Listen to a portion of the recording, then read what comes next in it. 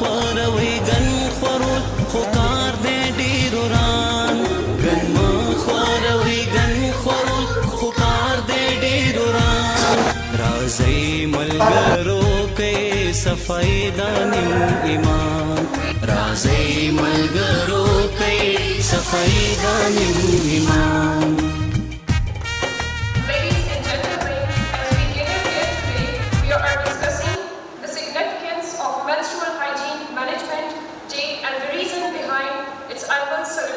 Worldwide. What exactly is AMICHM and why does it hold such importance? These questions will be expertly addressed in our first presentation by none other than Ms. Nahid Akhtar Khan. Ms. Nahid Akhtar Khan is a seasoned expert in the wash sector with a remarkable track record by advocating for safe hygiene practices. Her endeavors include establishing production unit in Charsada and Swat, contributing significantly to promoting safe hygiene management. She working with SRSP with an active member of both the AMICHM working group and technical group. Please join me in extending a warm welcome to Ms. Nahid Akhtar Khan to share the unveil the challenges and opportunities in promoting the menstrual hygiene management. Ms. Nahid Akhtar Khan.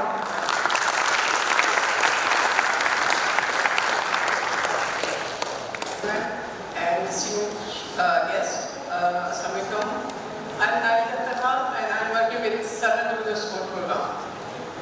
I would like to talk with you in Urdu and I would like to Dr. Sir to interpret for Dr. Sir. Thank you, Dr. Sir. Yes, menstruation का इसको मैं issue नहीं कहूँगी. ये एक natural process है जो सदियों से जारी है, लेकिन इसकी वजह से बहुत ज़्यादा अगर आप देखें तो जेंडर इनइक्वालिटी का शिकार हो रहे हैं.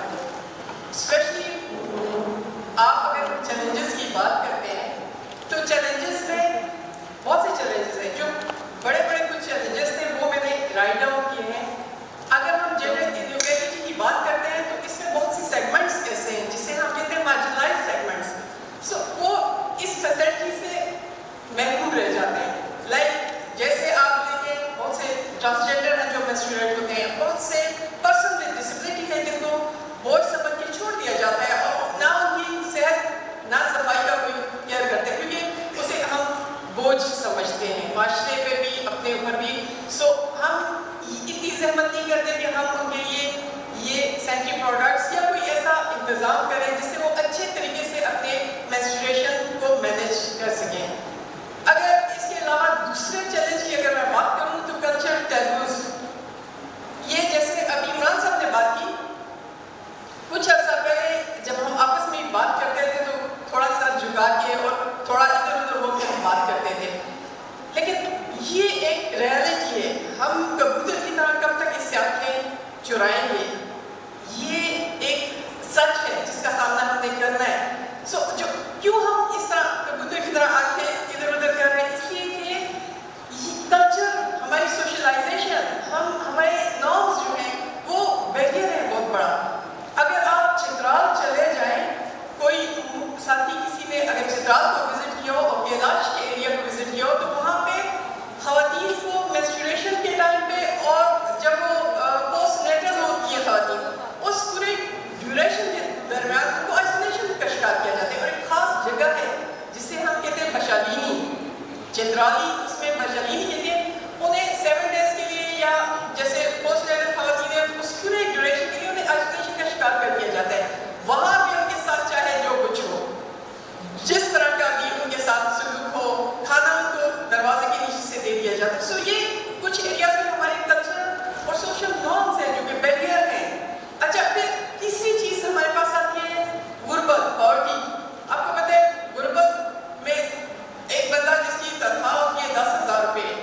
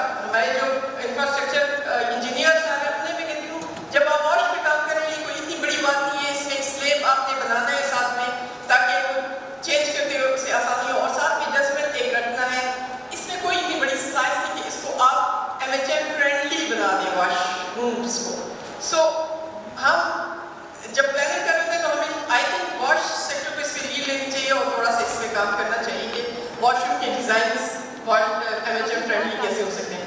پھر جب ایمرجنسیز آتی ہیں, کرائسس آتے ہیں, چاہے وہ کمپلیکس ہو, چاہے وہ نیچرل کوئی ڈیزاسٹرز ہو, تو اس میں یہ ایلیمنٹ تو بالکل اگنور ہو جاتا ہے اور لوگ, خواتین, بچیاں بہت زیادہ سفر کرتی ہیں.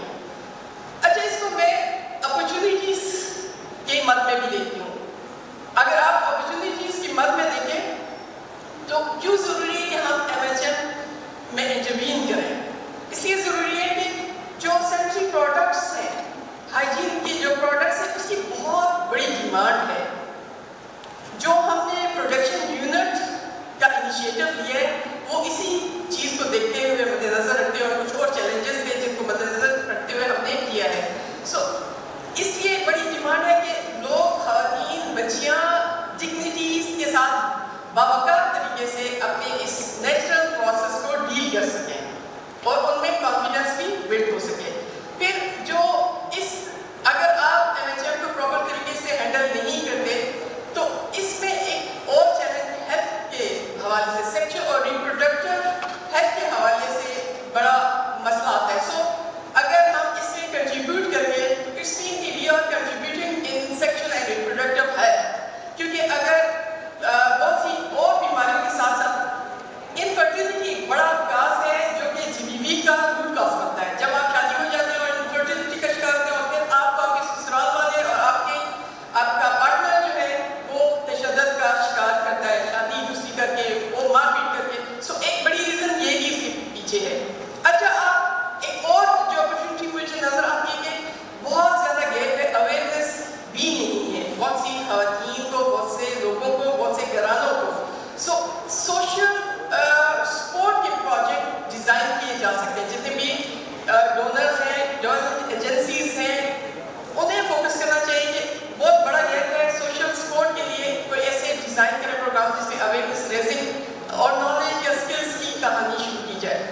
پھر یہ کہ جتنے بھی پلاننگ اور ڈیولپمنٹ والے ہیں یا لوکل گورنمنٹ کے لوگ ہیں یا گورنمنٹ کے لوگ ہیں, جتنے بھی ریلیٹڈ ڈپارٹمنٹس ہیں, انہیں سوچنا چاہیے کہ ہم کس طرح سے سروسز اور فیسلٹیز کو انہینس کر سکتے ہیں تاکہ آپ کی ویمن کی پارٹیسپیشن جو ہے وہ انشور ہو. اچھا, میں آؤں گی ابھی ڈائریکٹ پروڈکشن یونٹ کی کہانی پہ کہ کیوں ہم نے پروڈکشن یونٹ شروع کیا, اس کے پیچھے ریزنس کیا. تو ریزنس کچھ تو میں نے آپ کے ساتھ چیلنجز شیئر کر دیے, لیکن اگر میں آپ کو 2020 کے ٹائم پہ لے جاؤں تو آپ کو پتا ہوگا کہ کووڈ کی لہر چلی تھی. کووڈ میں لوگ گھروں تک محصور ہو گئے تھے, مارکیٹس جانے کا کانسیپٹ نہیں تھا. لوگ سبزی یا ضروری اشیاء لاتے تھے, وہ شاپر بھی باہر پھینک دیتے تھے. ایک 24 گھنٹے گزرے اور پھر لے گئے. اسی دوران لوگوں کا جو اگر آپ دیکھیں تو اس چیز سے دھیان بالکل ہٹ گیا تھا. خواتین بڑی تعداد میں سفر ہو رہی تھی اور ان کے پاس کوئی سولوشن نہیں تھا, بجائے اس کے لیے جو بھی انہائیجینک میتھڈز ہیں وہ یوز کریں. اچھا, پھر اس کے بعد اگر 2022 ٹائم لائن کے ساتھ میں آپ کو لے کے جاتا ہوں, 22 پہ اگر آپ دیکھیں تو فلڈ آ گیا فوراً بعد. فلڈ میں آپ دیکھیں تو موبلٹی کی کانسٹینٹ بھی تھی. اگر جو لوگ کیمپس میں یا ہوسٹ کے پاس شفٹ ہو گئے تھے, ان میں پھر یہ تھا کہ وہاں پہ خواتین خود موبلٹی ایک تو اسٹگما ہے, ایک تو ٹیبو ہے, آپ خود خرید بھی نہیں سکتے, کسی کو کہہ بھی نہیں سکتے. اور پھر جب کیمپس میں یا ایسی سچویشن میں آتے ہیں تو تب آپ کے لیے بہت زیادہ مسئلہ بن جاتے ہیں. اور پھر ایک اور چیز جو ہم نے وہ کی تھی, جب ہم ہائیجین کٹس ڈسٹریبیوٹ کر رہے تھے, مارکیٹ میں سینٹری نیپکنس نایاب ہو گئے تھے. اس وقت بھی ہم نے یہ ذہن میں رکھا تھا کہ آگے جب بھی کوئی ایسا پروجیکٹ آئے گا تو ہم اس پہ فوکس کریں گے کہ لوکل لوگوں کی کیپیسٹیز بلڈ ہوں اور وہ اپنے مسئلے کو خواتین خود حل کر سکیں. اچھا, پھر یہ ہے کہ جو پروڈکٹس ہم بازار میں اویلیبل ہیں, اگر وہ ہم یوز کریں تو اس میں بڑی تعداد میں پلاسٹک یوز ہو رہا ہے. 90% جو ہے پلاسٹک ہوتا ہے, جو کہ ہماری ہیلتھ کے لیے بھی مضر ہے اور انوائرمنٹ کے لیے بھی بڑا خطرہ بن رہا ہے. سو یہ سارا بیک گراؤنڈ تھا جس کی اس پہ ہم نے UN وومن کی فنڈنگ سے مل کے 2 پروڈکشن یونٹس قائم کی, ایک ڈسٹرکٹ چارسدہ میں اور ایک ڈسٹرکٹ سوات میں, جس کو مینیج خواتین کرتی ہیں, چلاتی خواتین ہیں, کام ہو لیتی ہیں. وہ سارے اگر آپ فنکشن